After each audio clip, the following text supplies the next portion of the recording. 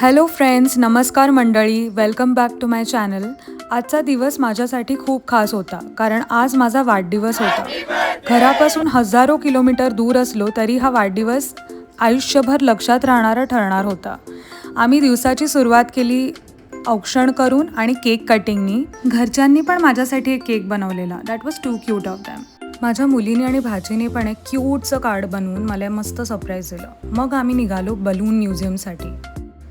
नाव जरी balloon museum असलं तरी हे फक्त फुग्यांचं प्रदर्शन नाही, हा एक भन्नाट इमर्सिव्ह आर्ट एक्सपिरियन्स आहे.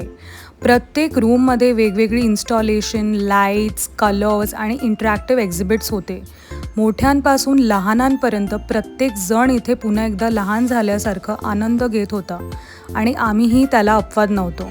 प्रत्येक रूममध्ये प्रवेश करताना असं वाटत होतं की आपण एका नवीन जगात आलोय. कुठे हजारो चमकदार चांदीचे फुगे आपल्या भोवती तरंगत होते, कुठे मोठे मोठे इन्फ्लेटेबल स्ट्रक्चर्स इतके भव्य होते की आपण त्यांच्यासमोर अगदी लहान वाटत होतो.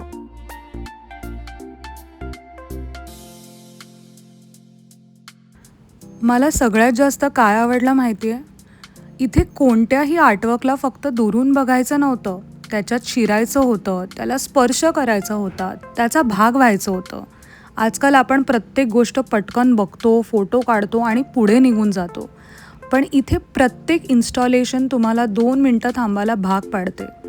आश्चर्याने आजूबाजूला पाहायला लावते आणि काही क्षणांसाठी का होईना पुन्हा एकदा लहान मूल बनवतं. एका रूममध्ये तर इतके रंगीबिरंगी बॉल्स होते की मोठे असो किंवा लहान, प्रत्येक जण पुन्हा एकदा आपल्या बालपणात हरवून गेला होता. एंट्रन्सला तुम्हाला 5 मिनिटाचा स्लॉट दिला असतो.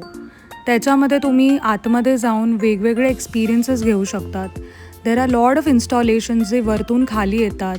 एक मेस्परायझिंग एक्सपिरियन्स होता. त्या बॉलपिटमध्ये खेळून तुम्हाला इतकी मजा येईल की मी सांगू शकत नाही. सगळ्यात आधी आम्ही पोचलो त्या भन्नाट बॉलपूलमध्ये. समोर हजारो रंगीबिरंगी बॉल्स आणि मोह आवरला नाहीच. 1, 2, 3 आणि आम्ही थेट त्या बॉल्समध्ये उडी मारली. असं वाटत होतं की पुन्हा एकदा लहान झालोय. बाहेर पडायचा प्रयत्न केला की अजून आतच जात होतो आणि एकमेकांना ओढताना तर इतकं हसू येत होतं की हसून हसून अक्षरशः पोट दुखायला लागलं. त्यानंतर आम्ही गेलो बबल रूममध्ये. संपूर्ण रूममध्ये हजारो साबणाचे बुडबुडे हवेत तरंगत होते. वरून लाईट्स पडत होत्या आणि सगळीकडे एक स्वप्नवत वातावरण तयार झालं होतं. आद्या तर बुडबुडे पकडण्यात इतकी रमली होती की तिला तिथून बाहेरच पडायचं नव्हतं. आणि खरं सांगायचं तर आमचीही तीच अवस्था होती. खरं सांगायचं तर बलून्स हा प्रकार मला खूप आवडतो आणि माझ्या बड्डेला इथं येणं was like a terrific experience. यानंतर आली खरी धमाल. समोर ठेवलेले होते प्रचंड मोठे इन्फ्लेटेबल बॉल्स. ते पाहिल्यावर उड्या मारायचा मोह कोणाला आवरणार? आम्ही एका मागोमाग एक त्या बॉल्सवर उड्या मारायला सुरुवात केली. पण ते दिसायला जितके सोपे वाटत होते तितके नव्हतेच. 2 पावलं टाकली की तोल जायचा आणि पुढच्या क्षणी धाडकन खाली. एक पडला की दुसरा हसायला लागायचा आणि दुसरा पडला की पहिला. असं करता करता इतकं हसलो की खरंच हसून हसून पोट दुखायला लागलं. कधी कधी प्रवासातली सगळ्यात सुंदर आठवण ना एखादं प्रसिद्ध ठिकाण नसतं, तर अशी मनमोकळी मजा असते जी तुम्हाला पुन्हा एकदा लहान मूल बनवते आणि घरी गेल्यावर हे तुम्हाला नक्की आठवतं.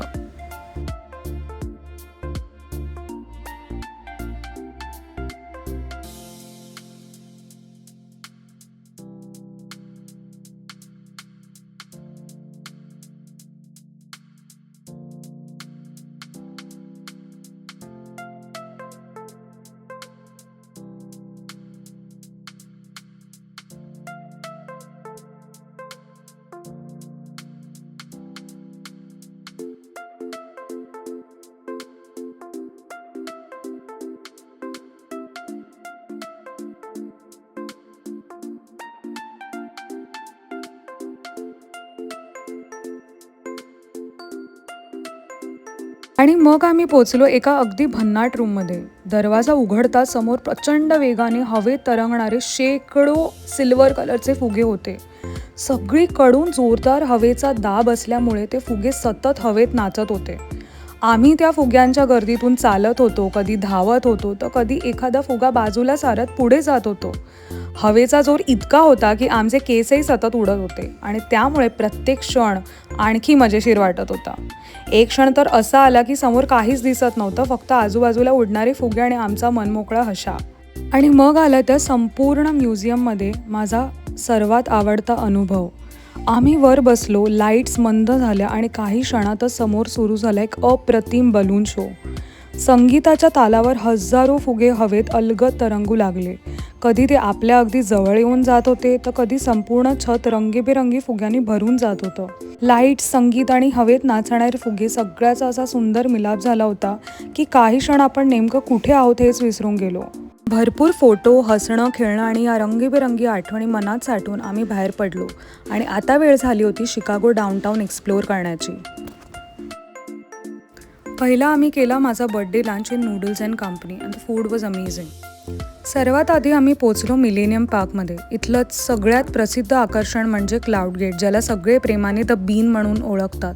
स्टीलपासून बनवलेलं हे भलं मोठं शिल्प संपूर्ण शहराचं आणि आपल्या स्वतःचं प्रतिबिंब इतकं सुंदर दाखवतं की तिथे फोटो न काढणं म्हणजे अशक्यच.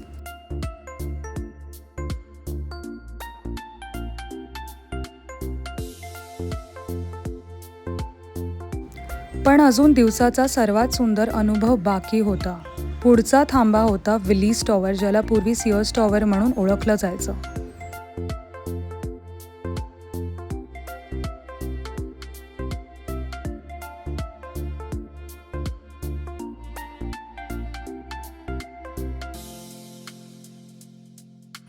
आम्ही आमचे तिकीट्स घेतले आणि निघालो आम्ही विलीज टॉवर एक्सपिरियन्स करायला. एकेकाळी ही जगातील सर्वात उंच इमारत होती. आजही तिच्या ऑब्झर्वेशन डेकवरून दिसणारं शिकागो शहर म्हणजे डोळ्याचं पारणं फेडणारं दृश्य. जशी संध्याकाळ होत गेली ना, तसं संपूर्ण शहर सोनेरी रंगात न्हाऊन निघालं. एका बाजूला लेक मिशिगन, दुसऱ्या बाजूला आकाशाला भिडणाऱ्या इमारती आणि मध्ये मावळणारा सूर्य. खरंच काही क्षण कॅमेऱ्यात कैद होतात, पण काही क्षण मनात कायमचे घर करून राहतात. माझ्यासाठी हा वाढदिवस तसाच होता. सूर्य हळूहळू मावळत होता आणि आकाशाचा रंग गडद केशरी, सोनेरी आणि थोडासा तांबूस होत चालला होता. त्या प्रकाशात प्रत्येक इमारत आणखी उठून दिसत होती. खाली शहरात दिवे एक एक करून लागायला सुरुवात झाली होती आणि वरून पाहताना संपूर्ण शिकागो एखाद्या चमचमत्या चित्रासारखं दिसत होतं. खरं सांगायचं तर आमचे काय कमाल फोटो आले आहेत. प्रत्येक फ्रेम इतकी सुंदर दिसत होती की कोणत्याही फिल्टर लावायची गरज नव्हती. माझ्या वाढदिवसाची यापेक्षा सुंदर सांगता कदाचित होऊच शकली नसती. दुसऱ्या दिवशी आम्ही भेट दिली एका अतिशय शांत आणि सुंदर ठिकाणी, बहाय हाऊस ऑफ वर्शिप. बहाय धर्म हा जगातील तुलनेने नवीन धर्मांपैकी एक आहे. या धर्माची मुख्य शिकवण म्हणजे सर्व धर्मांचा उगम एकाच परमेश्वराकडून झाला आहे आणि संपूर्ण मानवजात ही एकच कुटुंब आहे. हा विचारच किती सुंदर आहे ना. या मंदिरात कोणत्याही धर्माचा व्यक्ती जाऊ शकतो. इथे कोणत्याही मूर्ती नाहीत, कोणतेही धार्मिक विधी नाहीत, फक्त शांतता, प्रार्थना आणि मनशांती. आजूबाजूला हिरवागार बगीचा, रंगीबेरंगी फुलांचे सुंदर ताटवे, सुबक पायवाटा आणि मधोमध शांतपणे उडणारी कारंजी. सगळीकडे इतकी स्वच्छता आणि नीटनेटकेपणा होता की प्रत्येक कोपरा एखाद्या पोस्टकार्डसारखा दिसत होता. पांढऱ्या शुभ्र मंदिराभोवती असलेली हिरवाई आणि फुलांचे रंग एकमेकांना इतके सुंदर कॉम्प्लिमेंट करत होते की नजरा हटतच नव्हत्या. थंडगार वारा, पक्ष्यांचा मंद आवाज आणि कारंजाच्या पाण्याचा हलका खळखळाट, संपूर्ण वातावरणात एक विलक्षण शांतता होती.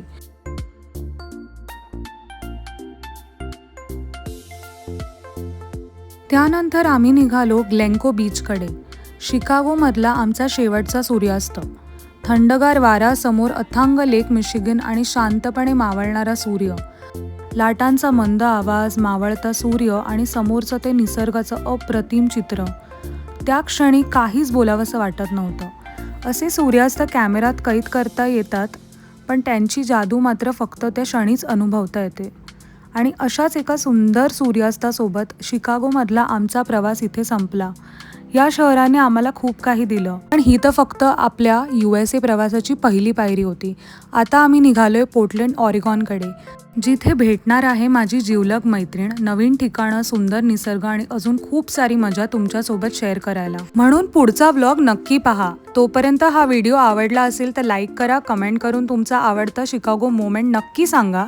चॅनलला सबस्क्राईब करायला विसरू नका आणि भेटूया एपिसोड 3 मध्ये. तोपर्यंत काळजी घ्या आणि हॅपी ट्रॅव्हलिंग.